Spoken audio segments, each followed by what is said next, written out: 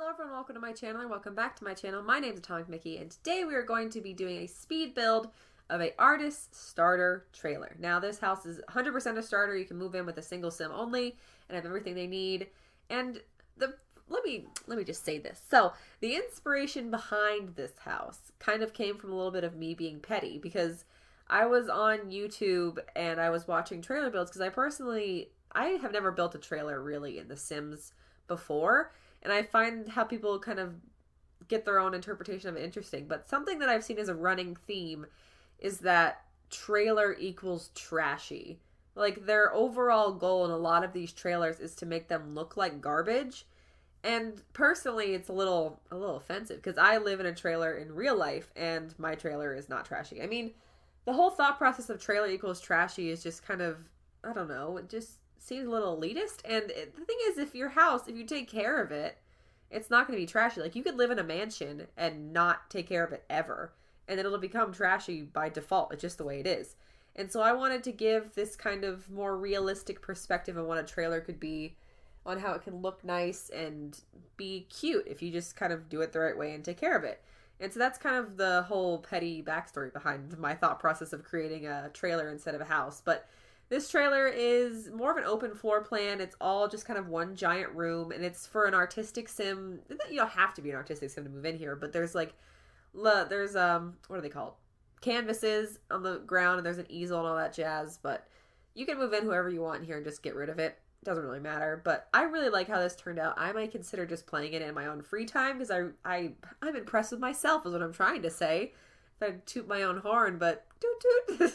I don't know why I did that. That's super embarrassing, but it's there. I'm not editing it out. You're welcome. Well, right now I'm just working on the kitchen, or I was until I decided to change the wallpaper, but whatever. But the kitchen I'm going to talk about now anyways, but it's a very muted blue, I guess. I mean, I do a lot of decorating. I decorate my houses a lot with blue just in general, because I find that there's a lot of very similar blue color palettes in The Sims 4, just the way it is. Honestly, there's a lot of blues, and a lot of them match, which is the thing that we don't normally have. A lot of other color palettes, like the browns in the game, never match. The blacks in the game never match. The whites in the game never match. All those basic neutral tones, they don't really match. And so I wanted to go for this kind of like blue, like soft blue with those orangish cabinets, and like the natural wood of the accents on the cabinets as like the overall theme of the house. You'll see as we go through, the whole overarching theme is definitely blue and orange. There's little hints of orange and yellow here and there, and it's a lot of blue overall. I already made a house called the Blueberry Starter, and it's blue, so you're seeing a running theme here. Next time I'll try to I'll do a different color, I guess. I'll do all the colors in the rainbow. That'll be my goal. I'll make a starter house for all of the colors. Oh god. But right now, that little hallway area that you see is gonna be the living room eventually, which is gonna be happening about, right now. I wanted to have, I don't know. I don't normally have my Sims hang out in the living room. Like, they go and like work on their skills or go to work or go outside. And so I wanted to just, I guess you need a TV for amusement, so I just decided to make this tiny little space the living room, I guess. And I really like how it turned out personally. It's small, obviously, but it just kind of fits perfectly in there. It's a nice transition kind of area before you go into the bedroom. And yeah, I don't know.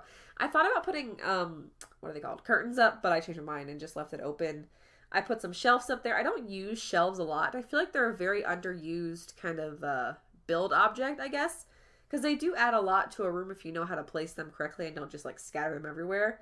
And I think they worked really well with how I placed them, and they gave that little orange pop again to go with the couch covers.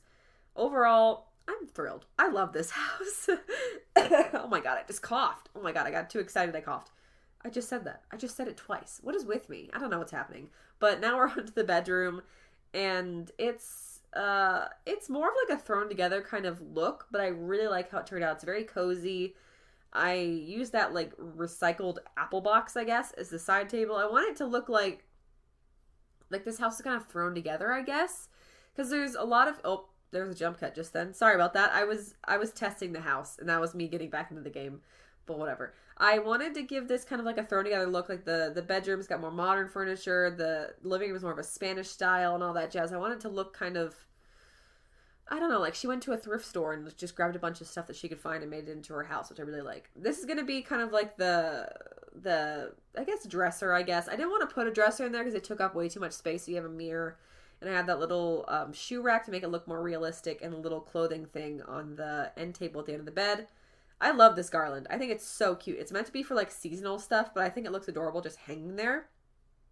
Very happy I put that there, personally. Because it goes with the blue in the bedroom, and it just kind of makes it look very personal. It looks like someone legitimately lives there, which I like a lot. Because a lot of the times, it's just houses look very bland, I guess, and they don't have any really personality to them. And so I like adding cute little decorations. Like whenever I did the modern house, I put those little twinkly light decorations up under the windows just to make it look like someone put them there for the kids.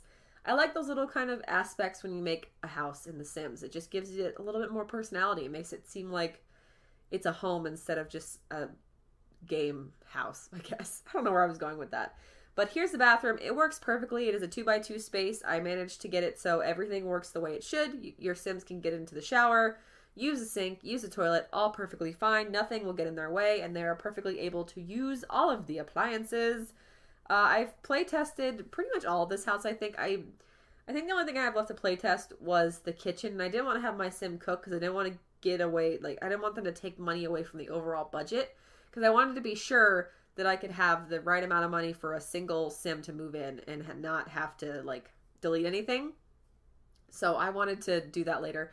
By the time this is up on the gallery, I will have play tested it, and I will make sure that you can cook in the kitchen. So everything will be working. Make sure you turn on Move Objects when you download this house, though, because I used Move Objects a lot. And if you want all the things to be placed as they should, make sure you have that cheat enabled. It is bb.moveobjects on, space on, not all together, space after on, before on. What am I saying? You know what I mean. If you don't know what Move Object cheats are, just Google it. You'll find it. But yeah, now I'm doing the exterior. Yep, I just changed a lot. Yeah, I was struggling with the exterior because it was such a weirdly shaped lot, and it wasn't how I wanted, but this is how I kind of completely changed the exterior into more of a traditional trailer look, because a lot of trailers are very neutral toned, not a lot of bright colors in real life, and so I wanted to get back to that kind of aesthetic, I guess. I don't know. I like how it turned out. I like the dark, like grayish, like exterior with the blue awning, because the inside is a lot of blue, so it looks kind of plain on the outside, and then you walk inside and it's just a bunch of color everywhere. I really like how I did that. And I'm gonna put a car next to it. It's not like a movable trailer, but I felt like it really filled up that extra space there. I mean, you can't use it, but it's there, so you're welcome.